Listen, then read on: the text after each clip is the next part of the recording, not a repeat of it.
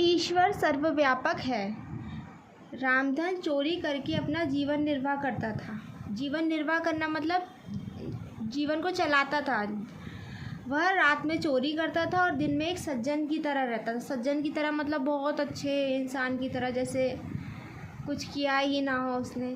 वह रोज़ मंदिर जाता था। वह कथा भी ध्यान से सुनता था। लोगों से वह धर्म और पुण्य की बातें करता था। उसके घर वालों को भी यह मालूम नहीं था कि वह चोर है। धर्म और पुण्य की बातें मतलब अच्छी अच्छी बातें करना, ज्ञान की बातें करना। तो वह ऐसी बातें करता था कि किसी को भी पता नहीं चलता था, घर वालों को भी नहीं पता चलता था कि वह एक चोर है। घर वाले और पड़ोसी सब उसे धर्मात्मा समझते थे। धर्मात्मा मतलब बहुत ही अच्छा इंसान समझते थे।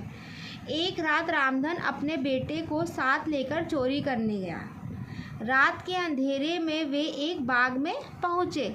फल तोड़ने से पहले उसने अपने बेटे से कहा, देखो यहाँ पे, ये देखो ज्ञान की बातें सुन रहा है, सारे धर्मात्मा से बहुत ध्यान से ज्ञान की बातें सुन रहा है। और यहाँ पे क्या कर रहा है, देखो, है ना। एक बगीचे में पहुँचे। फल तोड़ने से पहले उसने अपने बेटे से कहा, बेटा मैं फल तोड़ने के लिए वृक्ष पर चढ़ रहा हूँ। वृक्ष मतलब एक पेड़ पर चढ़ रहा हूँ। तुम यहीं खड़े रहो और देखते रहो। यदि कोई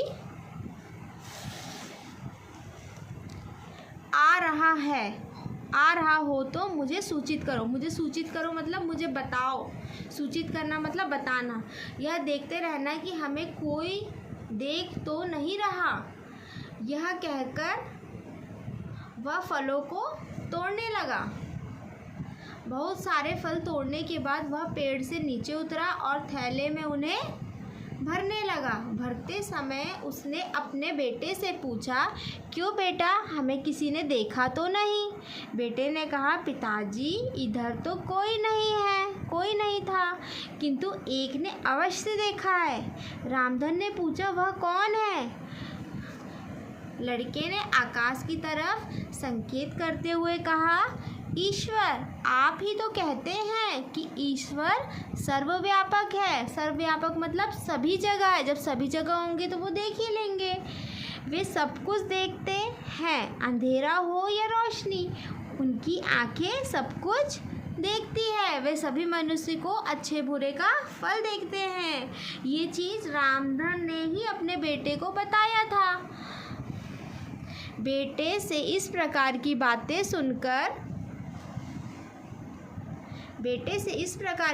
सुनकर रामधन ने चोरी का सामान वहीं छोड़ दिया और घर चला गया। बेटे की बातों का पिता पर इतना प्रभाव पड़ा कि उसने सदा के लिए चोरी करना छोड़ दिया। बहुत अच्छी कहानी है, बहुत शिक्षाप्रद कहानी है। ये कहानी किसने लिखी थी? संजना तिवारी जी ने। ये 3rd क्लास की शिक्षाप्रद हिंदी की कहानी है।